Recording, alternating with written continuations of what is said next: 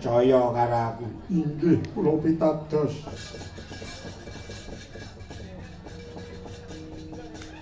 Panjenengan boten ngapusi kula. Ora. Mangke kula pitados panjenengan gek ngapusi. Ora. Kowe ora tak kongkon melu aku terus tak tarik duit. Terus kowe tak apusi. Ora ngono kuwi aku. Inggih. Kowe melu aku tenan. Inggih, kula nderek paduka Sang Dewa Amral. Lho, tontonan. Dewi Drupadi iki mbokmu. Inggih. Kelong apane tak gembel, ingetno. Geten wae ora. Waduh Kanjeng Ibu lenggah wonten mriku Ibu. Iya nggih. Aku malah penak ana kene. Katon yen semeleh rasaku ora ana penandang kang sinandang anane mung nikmatmu pangaku lho. Kuwi nderek karo Sang Dewa Amral iki yo nggih. Inggih kula nderek Ibu. Nek kowe melu kene ning mburi kene.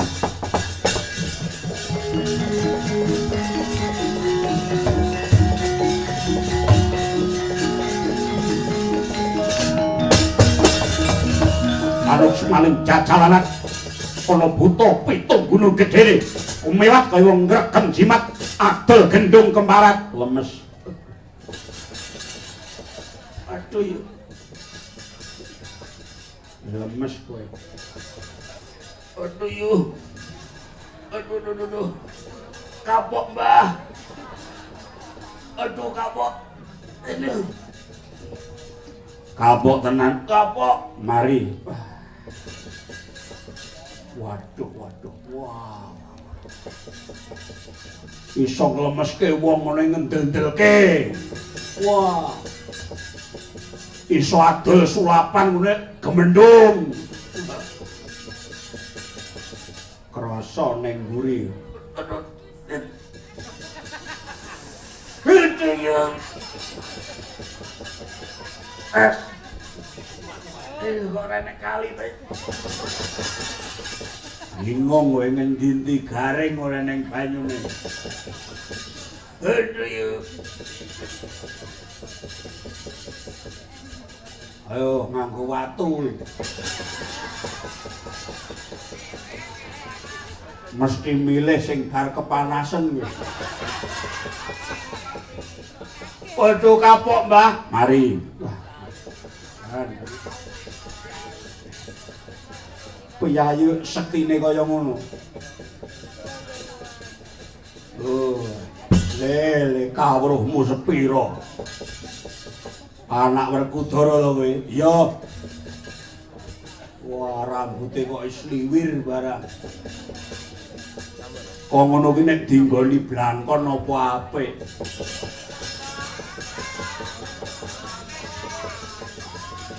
Wong lurah kok disliwir. Aja ngenyek to, Mbah. Kanggo patuladan aku iki wong tuwa sing kena kanggo conto. Arep rambutku wis putih. Ning lak pantes dipundi-pundi. Kapok, Mbah, kapok. Kapok tenan, kapok. Manuta ya di. Loh. Kakang Pancawala wis melu. Wis. Aku rumangsa ora kecunggah tanding kelawan Sang Dewa Amral. Wah. Nyuwun pangapura Mbah yen ngono aku nderek sampeyan, Mbah. Kowe tak jarwani. Anane aku majlek manjing ana ing sanggar pamujan iki. Merga wong tuamu papat. Werkudara, Janaka lan Nangkula Sedewa dina iki dibanjut dewa digawa menyang kayangan Junggring Saloka. Mulih ento kowe tinitah dadi anak lanang kudune bisa mikul dhuwur mendem jero. Luhur akasmane wong tuamu. Lho. Rama Kyai Werkudara dibanjut dewa menyang kayangan apa dosa kaluputane? Mengkowe bakal weruh perkarane lamun kowe nututi menyang kayangan. Mula kabeh kumpulna wong-wong nom. Kancara wangmuing negara Ngamarta Kinwajana kang kari kebut larut brungkat kimpul mangkat menyang Cungkring Saloka. Oh, mengkono Mbah. Iya. Yen dewa nganti ora cetha pangucape kayangan bakal tak gawe sungsang pawana balik.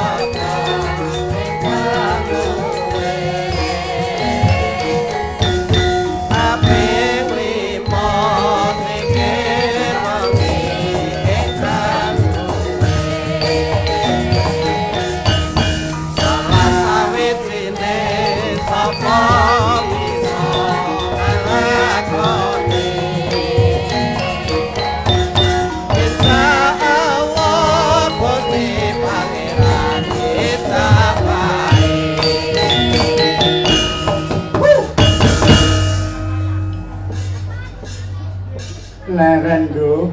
Iya, Mak.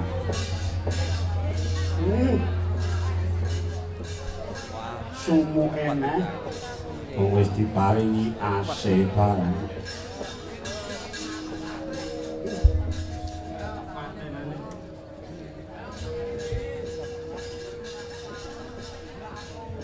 Anakku ngger, anakku wong ayu.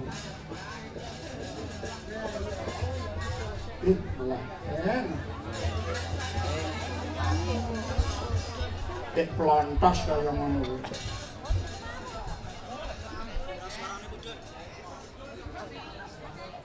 Limbo karo cangik iki janji kluwuk ngene iki.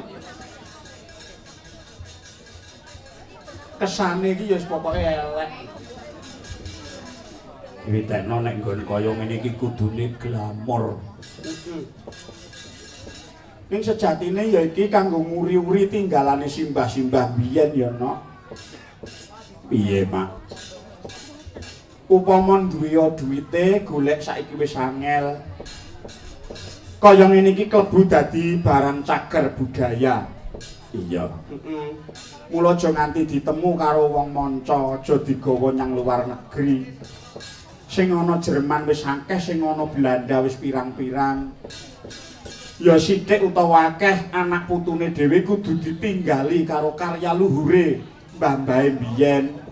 Ya kuwi kang wujud wayang kulit Purwa. Ngono, Mak. Lho sawangen ke lho. Ndara Janaka 15 wenek kaya apik kabeh. Sitok nek enek sing elek. Kok era mlehmu pamer? Men dituku sing duwe omah. Kae nek mundhut mesti anyar ora kersa nek lawas. Ya rong karuan. Kok nek sida dipundhut apa ora tak pilih sing apik-apik. Sampeyan iki senengane ngono kuwi. Lho, Piye, Mak? bengi iki awake dhewe ditimbali meneh sowan ana ing Ngadibaya Nganjuk kene. Kuwi gatine apa, Mak? Panjenengane Bapak Insinyur Joko Suprapto, dalah Ibu, Eyang Kakung, Eyang Putri lan sekabat kabeh Ngadibaya kene. Iya. Keparenge Pak Joko no wigati apa? Kaya kang wis katur ing ngarep yaiku peresmian dumadining Radio Jodipati. Ya kuwi panjenengane Bapak Insinyur Joko Suprapto ingkang dadi pemrakarsa lan uga ingkang ngedekake radio mau, Nduk. Wah.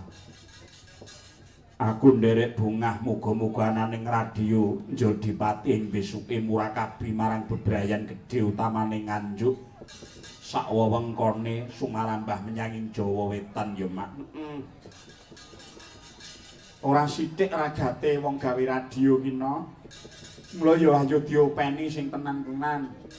Lan iki mujudake radio budaya. Iya. Kanggo nglestarekake budaya, utamane budaya Jawa. Iya. Yen ngono bendina klenengan, bendina wayangan kuwi mesti wis dadi niat penggali Pak Joko saha Ibu anggone kepengin lan kumacelu ndarmakake sugenge ana ing alam Padang iki pigunuwa tumraping bebrayan gedhe. Gandeng panjenengane wis pinaringan rahmating pangeran, diparingi seger kuwarasan lan diparingi rejeki sing turah.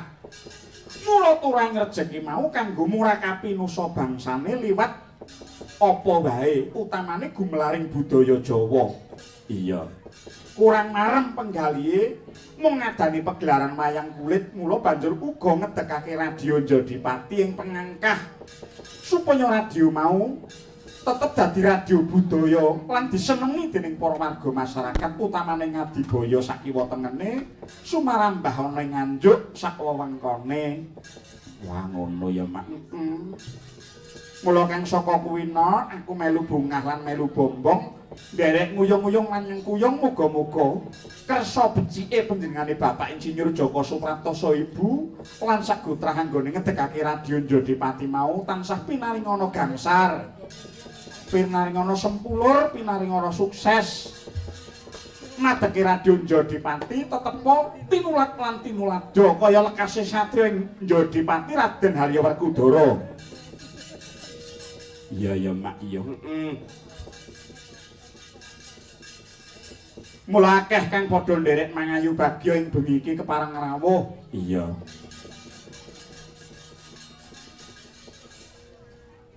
Iki ya wis mengudara. Wis nyicil mengudara. Dek nyicil iki. Wong iki wis mengudara, Nduk. Ora ngandel kowe nyetelo ceklik radio ngono rak suaramu wis ning kono. Ora mung radio ning uga televisi. Nyetelo ceklik golek ana gelombange engko ora ana. Ngono, Mak. Lho ketok lho, sinden kepet-kepet lho. Glu yagane udut lho. Nah. Beda karo dek sowan rene mbiyen kae iki wah disembadani tenan Nduk tarupe. Iya, endah tenan. Tarup megah tur hebate kaya ngene kok didelikke ning kene.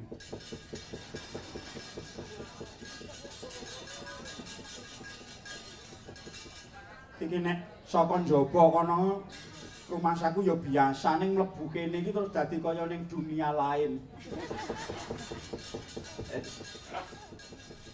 Wah, hebat tenan hebat. Iki ageme Mas Haji Sakirun saka ing Madiun.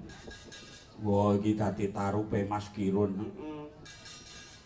Sing duwe renek. Ora golek duit gedhe.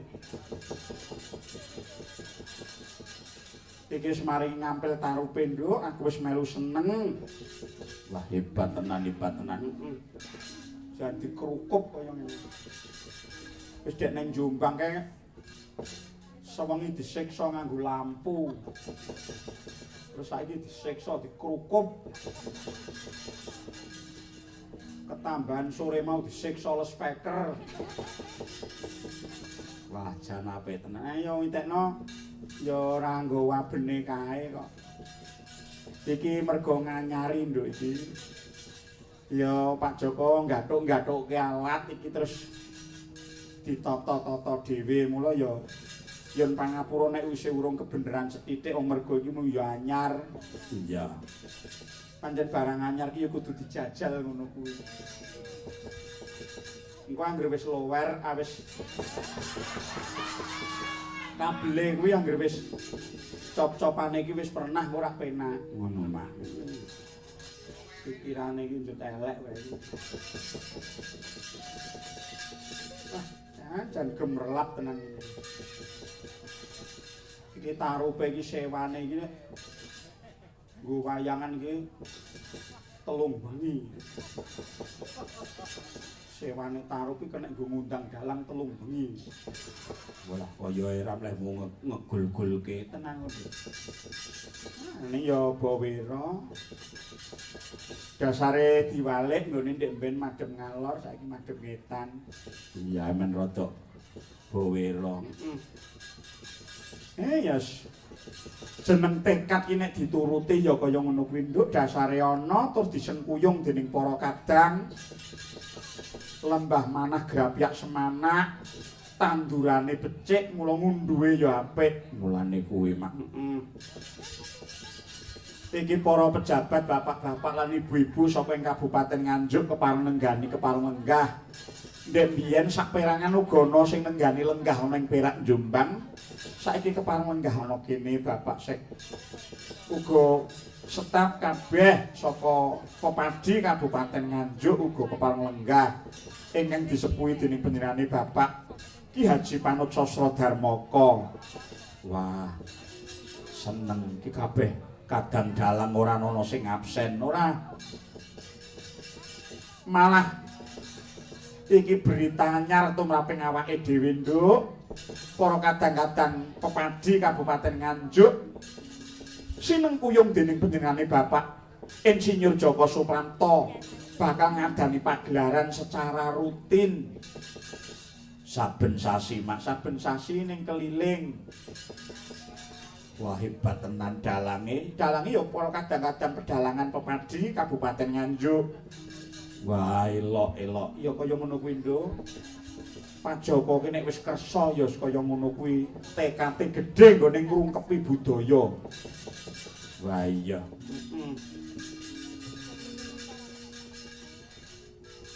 Dadi nek ngrungkepi budaya ki ya ditiru Pak Joko kuwi. Nek wis gelem netepi dharma ya tenan ling ngrungkepi. Mula Bu Joko ki kintil-kintil rina wengi mergo kerungkepan anu ling ngrungkepi dharma Pak Joko ya tenan-tenan. Wah iya ya mak. Iki yang kakung ya berkahi simbah lanang Mbah Putri. Wah deh. Hebat. Sok tanggal 16 mapan ana ing kabupaten nduk.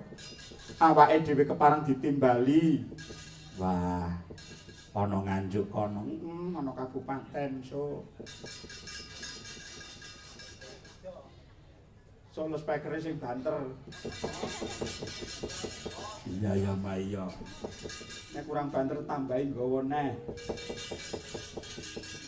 Tanggal 16 malam 17. Iya. Wis sampean radio Jodipati ya nyiarke kuwi. Karo televisi Indojoko. Indojoko. Jan hebat tenan. Pak Harto Jombang so ibu kepang lenggah. Iya sapa meneh? Wah, akeh banget saka Jakarta Van Berat. Bapak Wakici. Sapa mak? Bapak Wakici. Pak Wakidi karo Mbak Kici. Dicekak dadi kakung karo putri dadi Wakici. Ngunggah. Heeh. Diderekke karo punakawane. Sangga ngendi? Saka Sedari. Lek ngahono wah tanpa kendat. Iya. Kauman ya rawuh wis pirang-pirang Pak Prapto. Wis judeg aku kata-katan dalang. Wah, Iya ya mak iya. Sumben kapan-kapan awake dhewe melu sowan rene nek ana pegelaran nganjuk. iya. Sindene pirang-pirang gawan kuming telu. Kok bengi iki ngirit men. Wis nggawa wayang lawas, ora nggawa speaker, ora nggawa sinden. Witekno ya saya diirit ana. Ning sonek ning Kabupaten Nganjuk arep gawake wayang anyar. Gawange sing elok kae. Engko dikeki kembang mlathi bareng ketok piye. Ora mung kelire sing dokoki kembang, sindene bareng templeki kembang gaceng. Apik tenan. Wah. Lho, Nduk. Sinden saka kulon telu, sing saka kene pirang-pirang 1 2 3 4 5. Wah. Mbak sinten nggih? Delok krungu ora? Mbok diasta delok krungu ora? Ingkang saking Nganjuk sinten?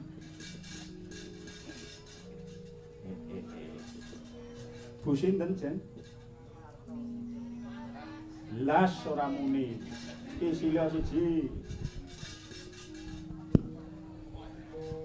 Dalem Mbak Nini, Pak. Mbak, Mbak Nini. ya ampun, semono kok Nini. Wah. Saking pundi, Bu? Saking Nganjuk. Oh, Nganjukipun pundi? Kilanipun Mbah Panut. Oh, kilanipun Mbah Panut. Oh, kilanipun Mbah Panut tak guyangan. Sanes Ibu. Kilanipun saged to? Nggih. Oh, nggih. Guyangan mon kula ngertos. Nggih. Bu Nini nggih. Nggih, sindenipun Mbah Panut. Oh, nggih.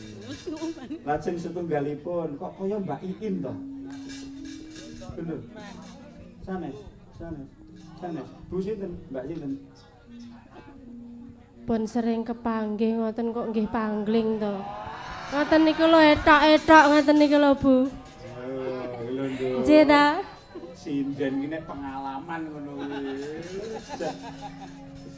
Aku anggere petuk sinden anggere nuwun sewu latine iki rada ndumble sithik. Angge padha le panjenengan ngoten. Le ngendika karo Caca. Inggih ngaten menika lho diteng. Ayo aja disoting lambeku. Tak keprok kameramu. Iki bicange menika ngatenipun. Kula kerem nderek latihan. Sing kula remen nggih niku lho. Bu sinten nggih? Kula Katmini. Nggih. Nona. Nggih tesih Nona. Oh, Nona. Nggih. Apa ning bedane to mak? Lho nek Nona ki sik perawan. Nek Mal- Nyonya wis duwe bojo. Nek wis tau duwe bojo kuwi jenenge nyah-nyok. Ngawur ae. Dede Mbak Katmini saking Ngadibaya. Sanes. Gun. Saking Kecamatan Gondang. Oh, Gondang. Pinarak napa pripun benjing? Oh, ngene Pak Joko Waluy. Ora tok ngejlek kae. Lah nggih to. Lah mengke celak mboten pinarak nggih pripun? Alah, kula niku mboten ampiran kok, Mbak Yu. Mboten ngatene mangke nek pinarak niku terus Sing penting niku tinggalane niku lho. Ninggali. Lho nggih mosok kula nyangoni panjenengan nggih mboten patut. Lah nek ninggali nek sampean mboten nyangoni nggih mboten dadi. Karep ninggali iki ya kudu gelem nyangoni. Ninggali tok Kula nderek latihan lho. Ya, dhewe bakat nggih matur nuwun. Ingkang sisih mriko piyambak, ingkang abrit. Nah, sing nyekel mik kuwi. Sing sisih mriko piyambak, sisih mriko. Iya, jeneng. Demben sik bocah kok saiki ndelondeng sak. Inggih menapa nate kepanggih kalian kula to nggih? Inggih kesupen. Wonten Jombang kula to? Wonten. Sanes. Oh sanes. Oh sanes. Iki kok kaya sindene Pak Mantep Pujiatun kae. Sapa, Mak? Sinten, Mbak Yu? Kula nggih Windy Anggraini. Sinten? Windy Anggraini. Ya ampun. Wong wedok kok jenenge Jumali kok. Panjenengan nika kalian ingkang sanes-sanes ki sajak sayang apa meneh karo Mbak Katmini ning kalian kula kok sia-sia ngaten to nggih. Oh, kula mboten sia-sia kok. Sing asli kula sia-sia niku sinden kula telu niku asli niku. Kula sia-sia ning nek sinden nganjuk mboten kula. Sedikit aja saya enggak berani. Inggih mugi-mugi mboten sia-sia dados benjing malih dipunjak ngaten lho nggih. Menapa malih benjing tanggal 16 menika lak badhe main to? Mbok menawa kecangking ngaten lho. Lho. Main niku rak yoga-yoga keplek. Niku kula sampun sak sonten pun. Namung perkara main waduh. Lha kula mboten patos krungu kok Mbak saking mriku krungu kula keng mriku mung uwuk-uwuk. Lho ngaten nika lho panjenengan ya sia-sia tenan lho karo Kula mboten krungu estu niki blas kok. Kok benten lho saking mriki sok uwuk-uwuk. Dadi sampean iki guneman apa kula mboten patek cetha. Nggih pun ngoten kula tak mendel mawon. Oh nggih. Setunggalipun ingkang ijem ya ampun nggih lemesane. Wah, jan wis sanggulan yang nganti jebrang. Nggih nun sewu. Menawi kula menika mboten kados ibu-ibu PKK menika. Endi sing ibu-ibu PKK? Menika. Ya iki ora nganggo PKK. Ora nganggo PKK-PKK-an. Sinten jeng Mbak Yu? Kula Mila. Oh. Jurusan Solo Surabaya. Nggih. Nggih bis ngeten nika lho. Mila. Nggih. Nggih kadang tumpakane penak, kadang nggih mboten. Ora. Oh, wis diles-les ket mau malah tumpakan.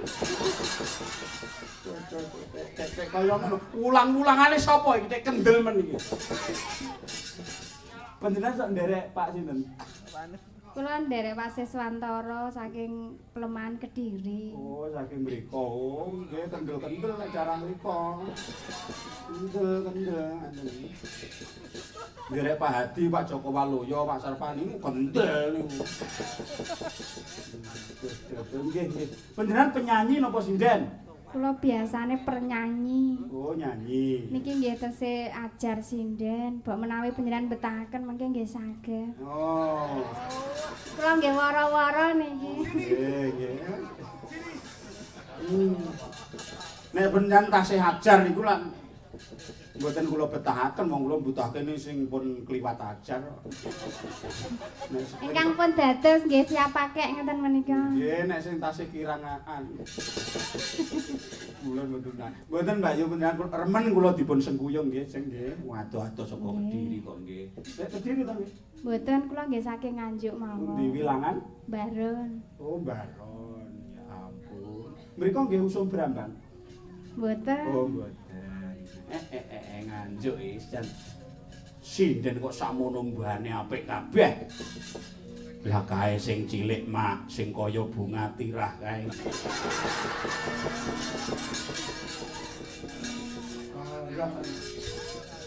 Kula tak semoni ket mau bareng entuk juara kok plontos.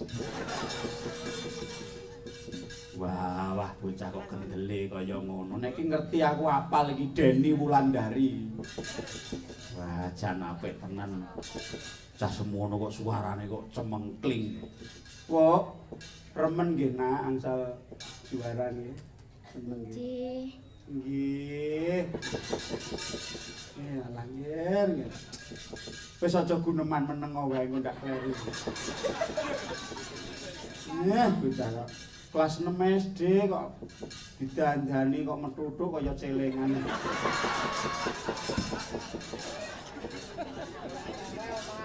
Kaya ning nggon sekaten kan. Kareng leboni dhuwit to. Tabungan. Lah iya celengan ngono. Ndah apike suarane ya. Wah iya iki ya kadang-kadang akeh sing kepareng rawuh Pak Purnomo saka Malang barang kepareng nenggani. Wis komplit pokoknya. Deni Wulandari ayo nok ketokno kabisanmu, Wuk. Ya. Wis mbene wis dadi sinden tenan tak derekne Mbah Panut.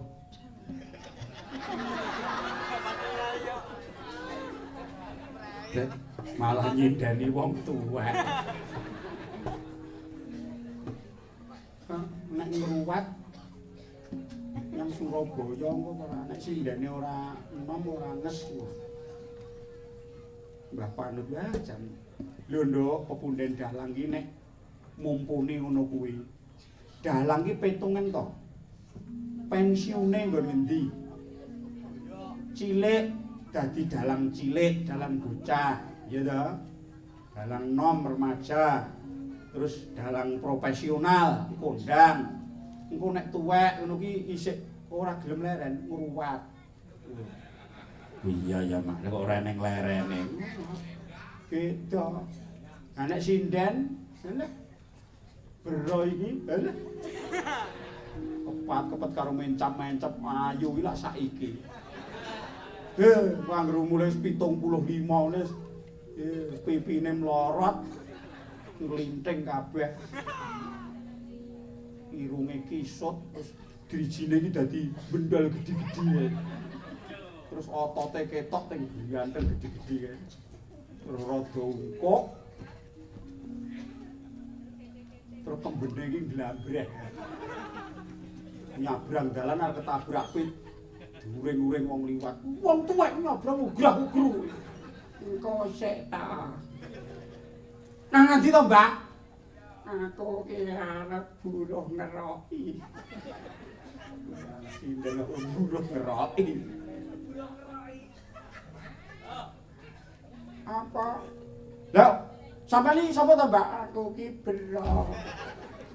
Oh, sinden Bro jaman bingek nika. Nggih. Lah, dalange Purbalingga nggih tesih wis modal. Malah modal. Apa tenane. Nah, mula kuwi nduk laku ning jaman kaya ngene iki, mula dogolaning pesinden perlu ditumbuhkan. Nyatane Mbak Deni Wulandari saka Nganjuk wis bisa gawe pengiram-iram ana Surakarta. Aneng Solo. Ana bali kota sing mewah kaya ngono kae. Mbak Deni suarane cemengkling dikeploki wong pirang-pirang. Iya mak iya. Aku konangan iki ya ndek ning Jombang kae. Nek bocah kok kaya manuk ceguk. Gur meneng ae digarapi piye-piye ya gur meneng ae. Lah iya ya. Deni nembang nggih, Wuk nggih. Nggih nak nggih. Nggih. Nggih. Demben ki rada cilik kok saiki wis bebemblek semono. Lah iya ya kaya. Wah. Kelas 6 kok semono, Ger. Nek bubuk tasih kalih Bapak Ibu, tasih dikeloni. Mboten. Oh, mboten. Teng kandang wedhus. Kandang wedhus. Sudah nak nggih, sing pinter nggih, sing lulus terus teng SMP nggih. Bar SMP terus teng pundi? Teng SMKI. Teng Sekolah Menengah Karawitan Indonesia niku nggih. Terus mungkin neruske teng STSI, gitu. Ben kaya Mbak Kesi nika. Nggih, terus lulus STSI terus S2. Teng mriko nggih, ben dadi sinden kondang pendidikane dhuwur kaya Mbak Kesi nika, nggih. Nggih. Lek wingi diparingi dhuwit mboten? Saking Solo niku lho, dereng. Dereng, pun kula paringi dek teng Nganjuk nika ampun ageng. Saniki kula pun blas mboten gawa. Ya nak nembang nggih, napa? Nembang napa? Niki bagi dek badene nyobi kutut manggung. Alah badene. Ya ora apa-apa badene.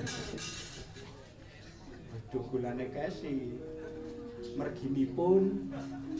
Dan Niki kula badhe ngaturake matur suwun sanget kalian Pak Insinyur Joko Suprapto atas dukungannya ke Solo. Ya ampun, kok ngono kok dinaskah? Boten niki naskah kok. Kok diulang-ulang kae. Wis saiki wis wani cerewet saiki. Wani mangsuli saiki. Ya, apik lho. Tunggale nggih. kula niki badhe nyuwun kendang kalian Pak Purbo. Kendang, Nyuwun kendang bem. kendang, Nggih. kendang gede ngono niku. Nggih. Beres. Beres. Enteni sak gerange no. Ora mene kok dadak ngenteni sak gedene. Iya, Nduk, ya wis tak saguhi wis. Perkara kendang gampang mengko tak goleki. Duwite Pak Joko. Pol-pole jagake ngono ora, Ding. Ya sesuk tak coplokke bayar aku. Wis sangkan sak kendang wis. Eneng mburi omah kene wit nangka gedhi wis. Mbuh nangkane sapa sing tegur ae. Nah. Moga-moga. Ayo, Nduk. Yes, hadiah engko kendang bem wis ora apa-apa wis. Bocah cilik kok jaluk kendang gending. Paling nglundungi mboke wong piye. Sing nyuwun sing latih niki. Lho. Ora sotah. Kandhang ora sudi, lek gunane ta kuwi. Moh. Sing njaluk sing latih. Iya ora. Damel tutuk niku. Damel napa? Tutuk. Oh. Damel kutro. Ya ampun, beroling ngrungokne. Sing latih iki wis gerangane ora duwe kutro. Nggih, damel tutuk, damel cangkem to. Nggih. Le ngendangi timbang nganggo tutuk, nganggo cangkem lho nganggo gendang nggih. Monggo nok. Ya.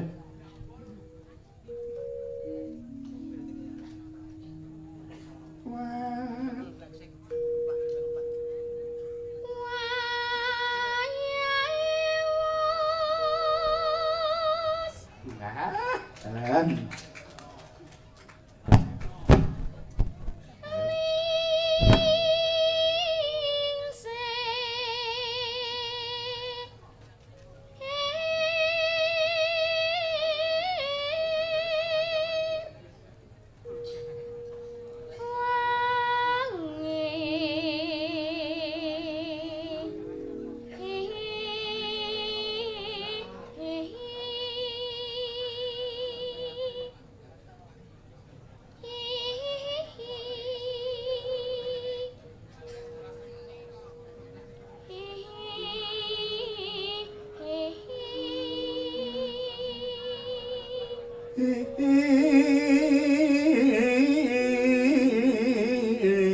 Ngono jane.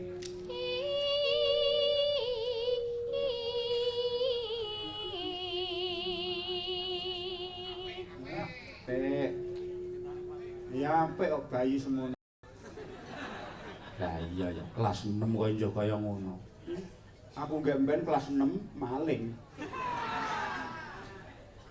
Kelingan aku cilik nyolong dondonge tanggaku.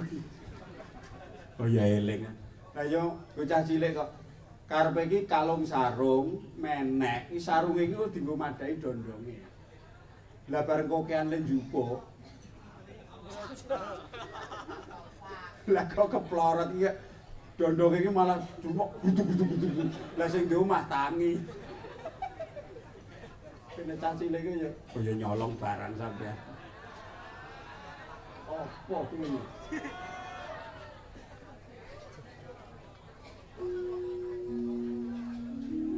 Aku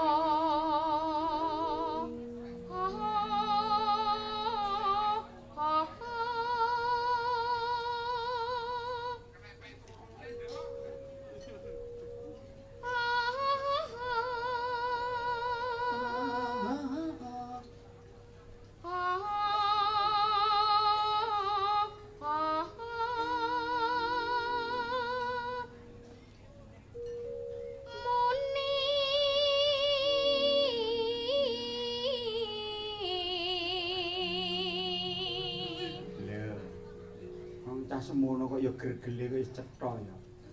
Marahi wong tuane gregele ya cetha biyen kok. Iya.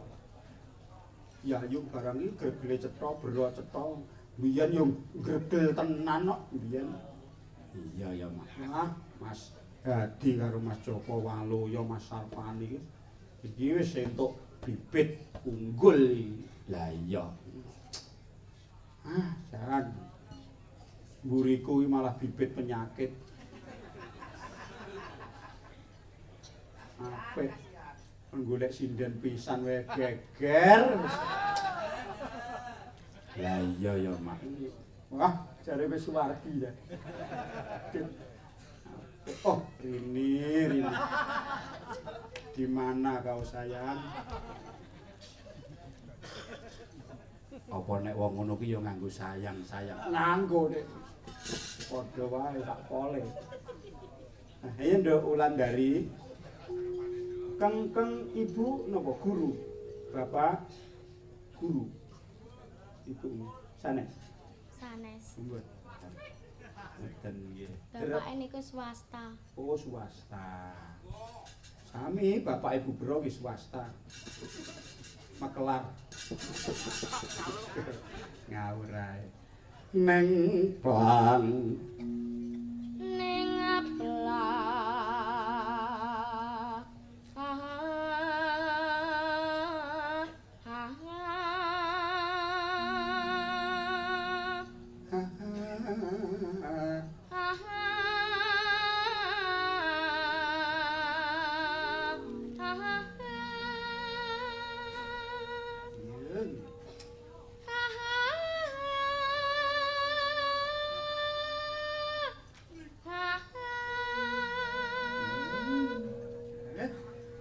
cek cilik kok ling ngongkek ya urung pati kendel ya.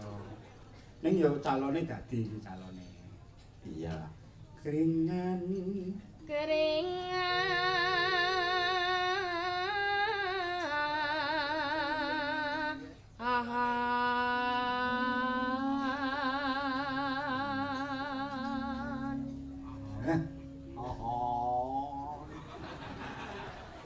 Lah iya ya semu banget. nek ya ngono kuwi ya, Nduk. Di rambute di ngono kuwi wae nek cek cilik. Soale ku nek digelung ndak dijawili wong darake cah gedhe ngono. Lah wong awakmu wis blombrot kok ngono niku. Kuwi nek digelung apa ora wis kaya bunga tirah kuwi.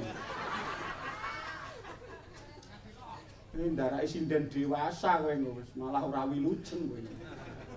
Lah iya. Anggunge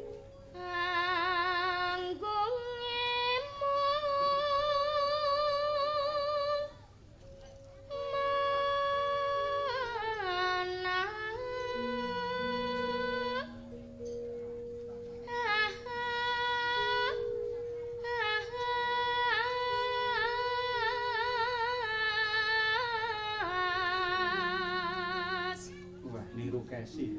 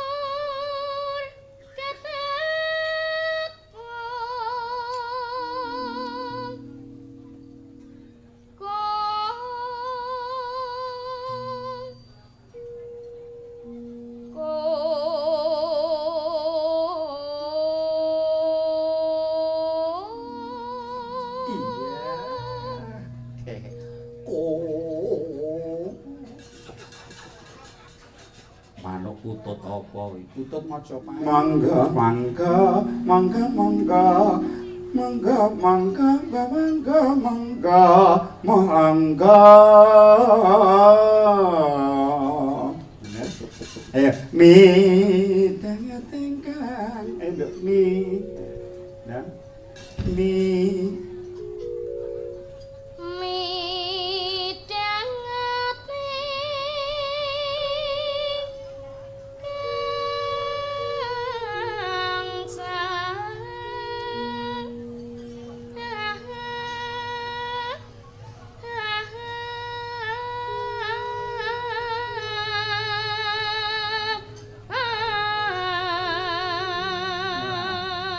Bu Chandra nek iki.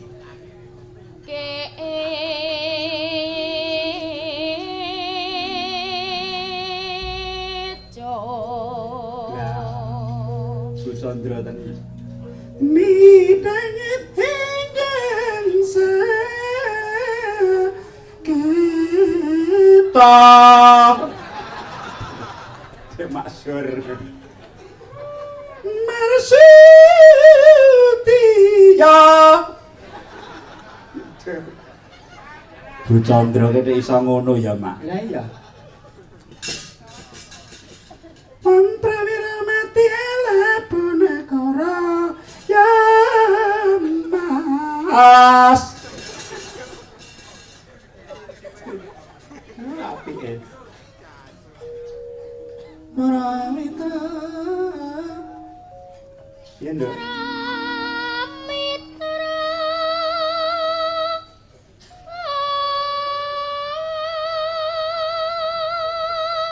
Kandi